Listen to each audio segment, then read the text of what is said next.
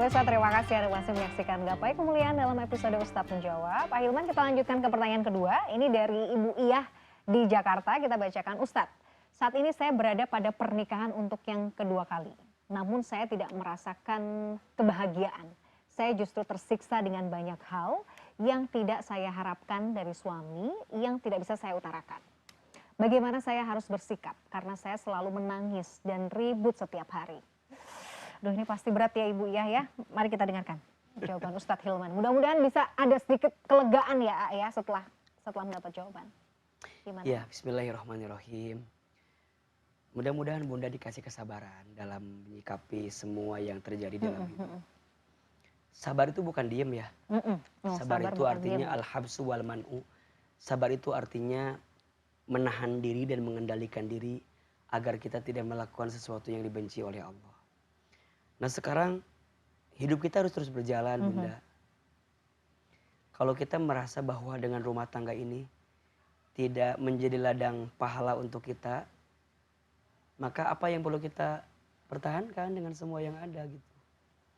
Karena di rumah tangga itu Mbak Mila, kebaikan pasangan jadi ujian syukur. Iya. Keburukan pasangan jadi ujian sabar. Kalau bundanya masih bisa bertahan dengan segala yang terjadi ini, ya silahkan. Tapi pertanyaannya, ada perubahan gak dalam sosok suami, dalam diri suami dengan segala yang terjadi ini? Maka Bunda gak boleh diam, harus bicara. Komunikasi dengan suami gitu loh. Rumah tangga kita mau dibawa kemana gitu. Aku berumah tangga dengan dirimu tuh begini, sampaikan. Misalnya Bunda jawab, sudah Ustadz, tapi suami saya tetap masih begitu. Maka barangkali butuh lisan pihak ketiga. Penting ya. Ya, libatkan orang lain yang dikira mampu untuk kemudian menengahi persoalan ini. Apakah butuh orang tua di situ? Apakah butuh wali di situ? Apakah butuh guru di situ? Sampaikan. Jangan dipendam sendiri. Ya kalau memang yang dilakukan suami itu menjurus kepada perbuatan hukum yang tidak baik, kita punya penegak hukum. Jangan diam. Bicarakan, bicara. Karena communication is key. Komunikasi itu adalah kunci di rumah tangga. Kalau di rumah tangga sudah tidak bisa menemukan komunikasi yang baik, ya bagaimana bisa untuk mendapatkan kebaikan di dalamnya. Nah, kalau sudah dikomunikasikan, kita pribadi ngomong, udah gak didengar. Pihak ketiga menengahi, udah gak didengar. Terus segala bentuk usaha sudah gak didengar. Ya pilihannya kembali, apakah kita mau bertahan dengan semua yang ada, atau kita mau mencoba berganti pada takdir yang lain gitu, dengan kehidupan yang lebih baik. Satu kali ini mungkin analoginya agak jauh, tapi izin saya untuk membawa pada konteks menerima takdir itu bukan diam gitu, tapi menerima takdir itu adalah memilah-milih ikhtiar terbaik untuk kita berpindah pada takdir yang lebih baik gitu. Kan ada kisah satu kali Umar bin Khattab radhiyallahu anhu itu akan berjalan ke sebuah daerah gitu, ke sebuah tempat. Terus dikabarkan bahwa di tempat itu ada wabah penyakit yang berbahaya gitu.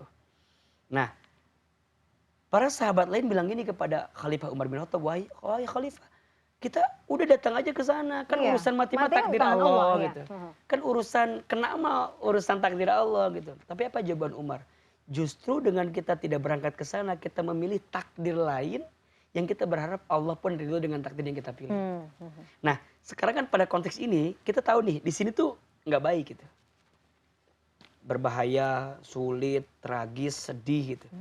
Nah, sedangkan kita masih punya pilihan lain untuk berpindah pada takdir yang lain, yang semoga Allah pun ridho dengan pilihan itu. Kadang-kadang seolah-olah tuh terjebak ya, mungkin dalam hubungan yang tadi yang dulu pernah kita bahas itu ya, Ahilman, relasi toksik itu seolah-olah sudah tidak ada pilihan. Ini adalah mentok. Pokoknya kalau aku nggak sama dia, hancurlah semuanya. Aku nggak punya lagi pilihan hidup. Aku nggak punya lagi harapan. Kalau saya selalu menyampaikan, fokuslah pada yang mencintaimu dan jangan fokus kepada yang tidak mencintaimu. Setuju sih. Ya, hindarkan sesuatu yang membuatmu akan terus sakit gitu. Ya kecuali tadi engkau punya hati yang cukup dan luas untuk menerima semua keadaan itu. Tapi istikharah itu juga penting ya. Maksudnya sebelum kita menentukan pilihan, oke, saya mau lanjut atau saya mau enggak nih gitu. Maka nanti ada 3 cara yang diajarkan oleh Islam dalam memilah-milih sesuatu. Satu, istikharah, meminta petunjuk dari Allah atas pilihan yang akan kita tempuh. Mm-mm, mm-mm. Dua, namanya istisyarah, Istisyarah. bermusyawarah dengan orang-orang yang kita rasa dia punya kemampuan Mhm. untuk bisa memberikan nasihat yang baik untuk kita. Mhm. Nah yang ketiga, istifta, Istim. minta fatwa terhadap hati diri Istifta. sendiri, terhadap pilihan yang mau kita ambil. Setuju. Satu istikharah, dua istisyarah, Istisyarah. tiga istifta. Istifta. Udah, rasanya itu ya. Kayaknya pasti Allah akan kasih Kasih jalan. jalan. Oke. Ya memang cara Allah ngasih jalan kan kadang-kadang tidak langsung gitu. Mhm. Mungkin minimal lewat ketenangan hatimu gitu. Engkau bisa lebih tenang melihat semua yang terjadi, sehingga engkau bisa lebih bijak dan arif untuk melangkah di waktu yang akan datang. Oke, Masya Allah. Oke. Ibu ya, mudah-mudahan bisa menjadi penyegaran ya. Iya. Bisa menjadi sedikit obat ya di tengah kesesakan yang mungkin Iya. tengah dirasa gitu ya. Dan hal-hal yang tadi disampaikan oleh Ustadz Hilman bisa dilakukan ya, bisa Insya diikhtiarkan Allah. gitu. Insya Allah. Oke, baik, kita lanjut ke pertanyaan berikutnya. Ahilman, ini dari Pak Tasrip ya di Tegal, kita bacakan. Ustadz, bagaimana cara bertaubat atas perbuatan riba? Apakah bagi orang yang telah menjalani hukuman atas perbuatan korupsi yang telah dilakukan itu sudah terampuni dosanya? Ini Ada dua ini menarik berarti. nih. Ya. Dua pertanyaannya. Jadi, bagaimana cara bertobat dari riba? Oke. Satu, yang kedua adalah apakah bagi orang yang telah menjalani hukuman atas perbuatan korupsi sudah terampuni dosanya, sudah selesai, atau kan Iya. masih ada tanggung jawab yang harus Iya. diselesaikan? Nah. Iya. Taubat itu artinya kembali kepada Allah. Ya. Artinya kembali kepada jalan yang diinginkan oleh Allah. Ada 3 syarat taubat diterima. Satu, menyesal. Ya, Ya. kita punya rasa menyesal yang sangat dalam terhadap perbuatan dosa yang pernah kita lakukan. Mudah menangis kalau ingat dosa Iya. itu gitu. Menyibukkan diri dengan beribadah kepada Allah untuk bentuk penyesalan kita terhadap dosa itu. Yang kedua, berhenti. Kalau udah tahu salah, tinggalkan. Nah, kalau urusan riba berarti harus bersihkan tuh Mamila. Ya. Bahkan ada istilah, kalau kita udah terjerumus riba dan kita menemukan sesuatu yang rumit, sulit dengan keadaan itu, barangkali Allah ingin kita bersih dengan dosa-dosa riba itu. Bahkan biasanya Allah ambil tuh semuanya. Jadi seolah-olah Ya, dibersihkan. dibersihkan. Oke. Karena kita ingin berhenti betul dari apa yang pernah kita ambil dari riba tersebut. Nah, yang ketiga, berjanji. Berjanji agar ke depan hidupnya lebih baik daripada sebelumnya. Berarti jangan ngambil riba lagi. Jangan bermain dengan hal-hal yang menjerumus kepada riba lagi. 3, menyesal, berhenti, berjanji tidak akan mengulangi. Itu 3 syarat tobat diterima. Nah, ada pun pertanyaan kedua tentang hukuman korupsi. Korupsi ya. Ya, korupsi itu termasuk dosa kan? Iya. Ar-rosi wal murtasi finnar. Orang yang korupsi, yang suap, menyuap, nyogok-menyogok itu di dalam api neraka dan Allah melaknat itu. Maka bagaimana caranya? Ya bertaubat. Nah, adapun hukuman di dunia itu adalah bagian cara untuk memperingatkan kita dan menegakkan hukum di negara kita agar orang tidak ya, agar orang tuh tidak mau ada di situ gitu, jerak dengan itu semua. Makanya memang kalau boleh diusulkan, hukuman terhadap orang pelaku korupsi itu harus Dimiskinkan kalau saya. iya, harus benar-benar tajam gitu. Iya. Betul. Agar orang tuh benar-benar jerak dan tidak bermain-main di ranah itu gitu. Jadi kepada Allahnya dia bertobat karena mohon maaf, korupsi itu kan berarti mengambil hak orang banyak, sama orang zolim. kan. Dan di antara dosa yang disegera dan di antara dosa yang siksanya langsung disegerakan di dunia adalah zolim kepada orang lain. Maka orang yang korupsi pantas dihukum karena dia sudah zolim kepada rakyat yang banyak gitu. Ya.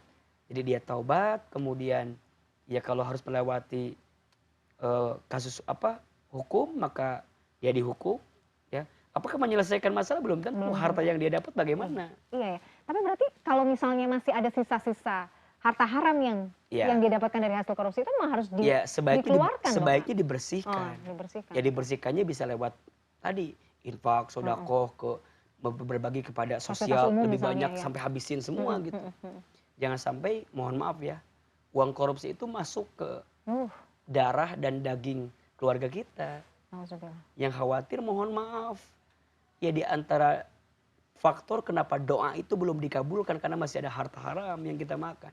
Mohon maaf, kalau misal mohon maaf ya, kalau ada perilaku dari anak keturunan kita yang kok agak beda ya Ustadz gitu ya. Kok sulit ya misalnya dikasih tahu. Iya, misalnya keras hatinya. hatinya. Ya mungkin sumber yang selama ini kita kasih juga bukan dari sesuatu yang baik. Jadi berat ya. Jadi sebenarnya itu tadi bahasanya setelah kita kemudian menjalani hukum positif ya, Ya, itu aku bukan positif ya. berarti sudah selesai ya, karena Belum. itu kan urusannya ya dunia gitu ya. Iya. Tapi bagaimana hati kita sama Allah Sama itu kan, Allahnya, dan balik bagaimana lagi. karena kita Iya. urusan menzalimi orang kan belum selesai Iya. ya. Iya. Maka kita harus benar-benar dalam bertobatnya. Oke, Ya, oke. taat kepada Allahnya harus semakin kuat. Minta ampun sungguh-sungguh. Dan mengeluarkan Ya, ya. semua jangan sampai. Dan ya mohon maaf kalaupun nanti kita balik lagi dan ada kesempatan lagi untuk ada berkecimpung di dunia tersebut, jangan sampai masuk untuk yang kedua kalinya dengan kasus yang berbeda lainnya gitu. Case-nya Nauzubillah. banyak sih, maksudnya kita tuh Iya. kita Sudah dihadapkan pada cukup lah, situasi. sudah cukup dengan apa yang Allah kasih kemarin dengan kita gitu kan. Kan sebenarnya orang tuh diuji tanda sayangnya Allah. Iya, iya sih. Agar kita tidak berkelanjutan dengan hal-hal yang lebih. Makanya mohon maaf ya untuk ya untuk para bapak-bapak, ibu-ibu yang barangkali dikasih fase untuk kemudian mohon maaf ya, mohon maaf. Misalnya ketangkap, harus melalui kasus hukum ini itu dan segala macam. Anggap itu adalah pesan cintanya Allah untuk memberhentikanmu dari kesalahan yang pernah engkau perbuat. Oke. Berarti yang sekarang belum dibuka, jangan leha-leha. Aduh, betul. Artinya, segera harus selesaikan. taubat gitu ya. Selagi Allah masih nutup aib-aibmu kemarin, jangan sampai Allah udah murka, marah, kemudian Dibuka. harus dibuka semua. Nauzubillah. Nauzubillah min dzalik. Baik. Pak Tasrif mudah-mudahan bisa sedikit Mudah-mudahan memberikan bisa pencerahan ya, bisa memberikan jawaban yang memuaskan. Akhirnya kita harus jeda Ya, dulu. baik. Masih ada beberapa pertanyaan yang harus dijawab. Pemirsa jangan kemana-mana. Gapai Kemuliaan masih akan kembali saat lagi. Tetaplah bersama kami.